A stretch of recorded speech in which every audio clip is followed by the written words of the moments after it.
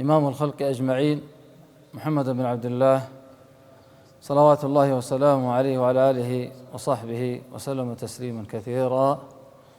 نسأل الله جل وعلا أن يقبل منا ومنكم صالح العمل، وأن يتجاوز عنا وعنكم سيء العمل، وأن يعصمنا وإياكم من الخطأ والزلل. أيها الكرام، يقول الله جل وعلا: وتزودوا فإن خير الزاد التقوى. وما أجمل أن يتزود الإنسان بزاد التقوى وهو في طريق سيره إلى الله جل وعلا. ومع عمر الإنسان المحدود والأيام القصيرة والأزمنة التي تمر على الإنسان سريعة، ولهذا عندما قال المصطفى صلى الله عليه وسلم: خير الناس من طال عمره وحسن عمله. خير الناس من طال عمره وحسن عمله.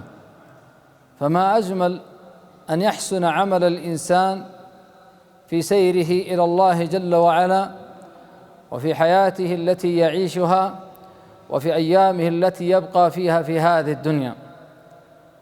وأهل الحسرات وأهل التفريط، عندما قال الله جل وعلا: حتى إذا جاء أحدهم الموت قال رب ارجعون لعلي أعمل صالحا فيما تركت. حتى إذا جاء أحدهم الموت قال رب ارجعون، لماذا؟ لعلي أعمل صالحا فيما تركت. فماذا قال الله عز وجل؟ وبخهم وأنبهم بماذا؟ قال: كلا إنها كلمة هو قائلها ومن ورائهم برزخ إلى يوم يبعثون. ومن ورائهم برزخ إلى يوم يبعثون.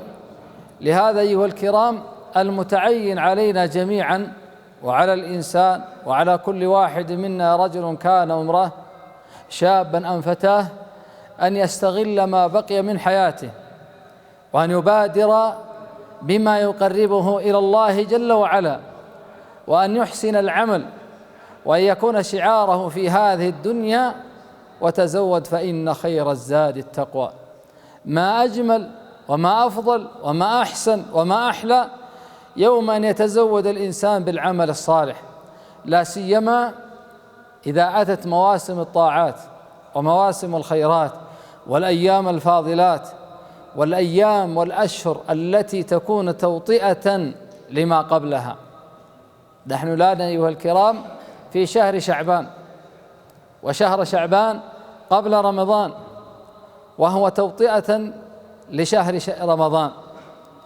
ولهذا أيها الكرام تقول عائشة لرسول الله صلى الله عليه وسلم: ما أراك ما تصوم مثل ما تصوم فيه، أو كانت تقول: لم أرى رسول الله صلى الله عليه وسلم أكثر منه صياما في شهر شعبان، وما استكمل شهر قط إلا رمضان. يعني بمعنى أن أكثر صيامه في شعبان. ثم قال أبو هريرة رضي الله عنه لرسول الله صلى الله عليه وسلم: ما أراك ما تصوم مثل ما تصومه في شهر شعبان، يعني كأنك تكثر الصيام. فقال: نعم، إنه أي شعبان شهر يغفل عنه الناس ما بين رجب ورمضان، ما بين رجب ورمضان. فشهر رجب شهر محرم، وشهر رمضان شهر معظم، وهذا الناس يغفلون عنه. لكن أهل الدنيا يا أيها الكرام ينشطون ويسارعون ويبادرون ويحرصون ويسهرون ويعلنون ويبادرون في هذا الشهر. ليش؟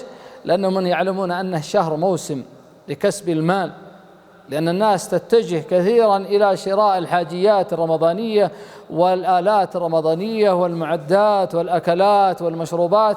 وبما أنعمه الله جل وعلا على الناس لا نثري في هذا الأمر، لكن المقصد أيها الكرام أن نعرف أن كل من يعرف مقدار الشهر الذي هو فيه أو الزمن الذي هو فيه ويستغله.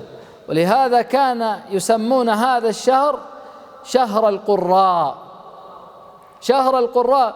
بل أحدهم كان إذا أقبل شعبان كان يغلق حانوته ويقبل على قراءة القرآن. لماذا؟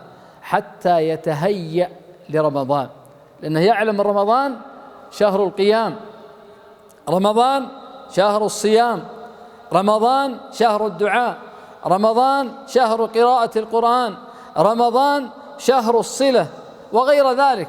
فلهذا من هيأ نفسه في شعبان أطاع الرحمن في رمضان وكسب من الأجور التي تثقل الميزان وترضي المنان جل وعلا.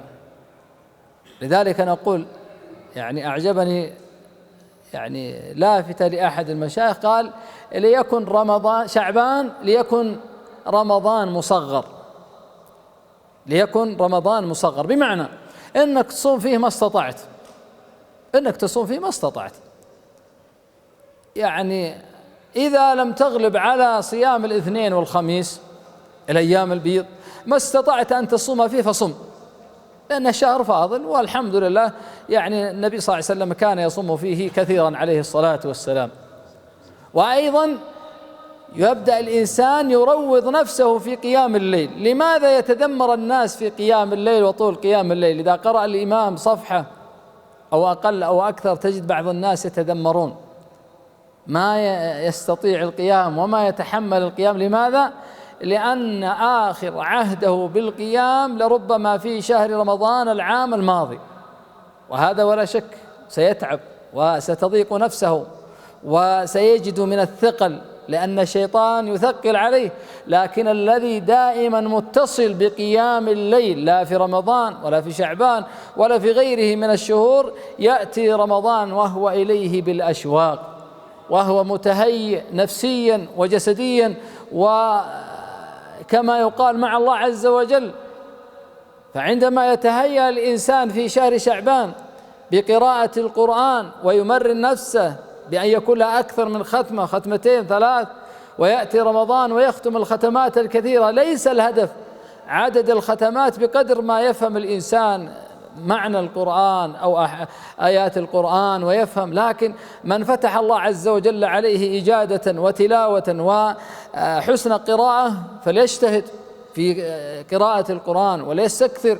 الحمد لله الأجر وفير والفضل كبير من الله عز وجل. وأن تتعامل يا أخي الكريم مع الله جل وعلا، أن تتعامل مع الله عز وجل. إذا جئت للصلاة فأنت تقف بين يد الله، وإذا جئت تدعو فأنت تناجي الله جل وعلا الذي يراك، وإذا جئت تقدم طاعة أو تقرأ قرآن فأنت تقرأ كلام الله، وإذا جئت تصل رحمك أو تزور أقارب أو غير ذلك من الأعمال أو تتصدق أو تبذل من الخير فاعلم أن ذلك الله جل وعلا يطلع عليه والله سبحانه وتعالى يعرفه. وأقول يا أحبتي في الله حتى نروض أنفسنا في شعبان وننطلق في رمضان، وحتى نتهيأ في شعبان ونرتاح في رمضان، تسعد في رمضان، تنبسط في رمضان. لذلك أيها الأحبة في الله قيام الليل على مدار العام، قيام الليل على مدار العام، لكن تأتي أوقات يعني مثل رمضان ولا شك، لكن قيام الليل الإنسان يقومه. أليس الرسول صلى الله عليه وسلم يقول عليكم بقيام الليل فإنه دأب الصالحين قبلكم في أيام السنة؟ قراءة القرآن كذلك في رمضان وفي غير رمضان والشهور كلها. أيضا أيها الأحبة في الله المحافظة على الصلاة والمواظبة على الصلاة في جماعة المسلمين، ومن استطاع أن يبكر ويبكر فالحمد لله، وكذلك من الطاعات والحسنات. ولذلك ورد عن النبي صلى الله عليه وسلم أنه قال في هذا الشهر قال إنه شهر ترفع فيه الأعمال. عندما سئل عن الصيام فأحب أن يرفع الله أو يرفع عملي إلى الله فيه وأنا صائم، وأنا صائم. الشاهد يا أحبتي في الله أن الإنسان يروض نفسه في هذا الشهر، تستكثر من قيام الليل، تستكثر من قيام الليل. يعني بدل ما كنت تقوم 10 دقائق خلها ربع ساعة، خلها ثلث ساعة، نص ساعة، حسب ما يفتح الله عز وجل عليك.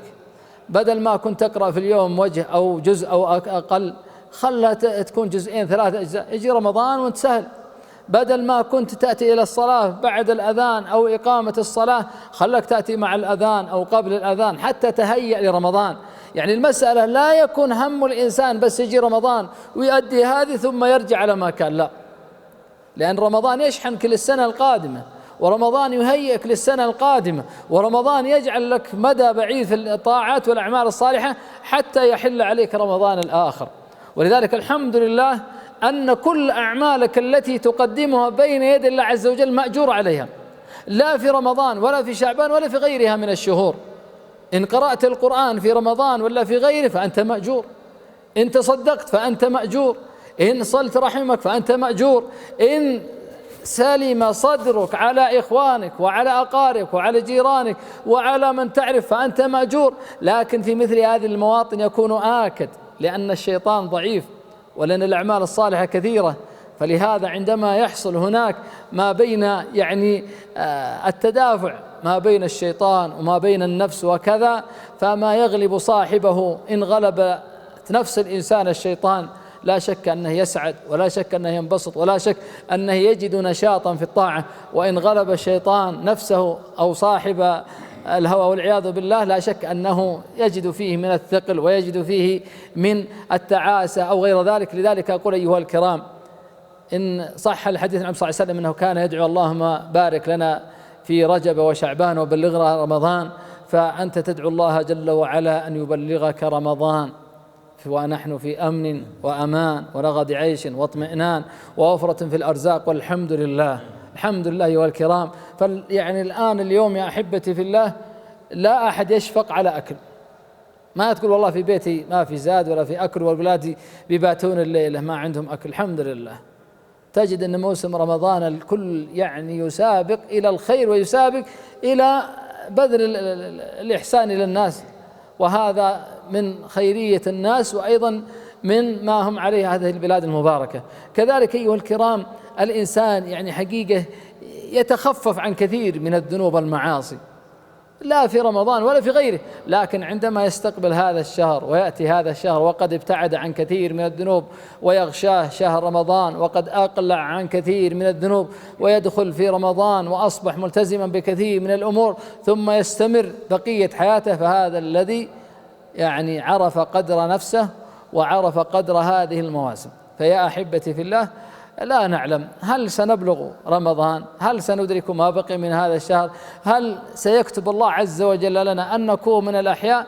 العلم عند الله عز وجل، لكن إن صحت النية وعزم الإنسان فهو يتعامل مع رب كريم، فالله جل وعلا ما يخذلك. أسأل الله سبحانه وتعالى أن يبلغنا وإياكم رمضان، وأن يجعلنا وإياكم ممن يقبل على الله عز وجل في رمضان وفي غيره، كما نسأل جل وعلا أن يعيننا وإياكم على العمل الصالح الذي يرضي الله جل وعلا عنا، ونسأل جل وعلا أن يديم الأمن والأمان على بلادنا وأن يوفق ولاة أمورنا لكل خير، ونسأل جل وعلا وهو خير مسؤول أن يصلح شأن أبنائنا وبناتنا ونساءنا، وأن يأخذ بنواصيهم إلى البر والتقوى ومن العمل ما يرضى.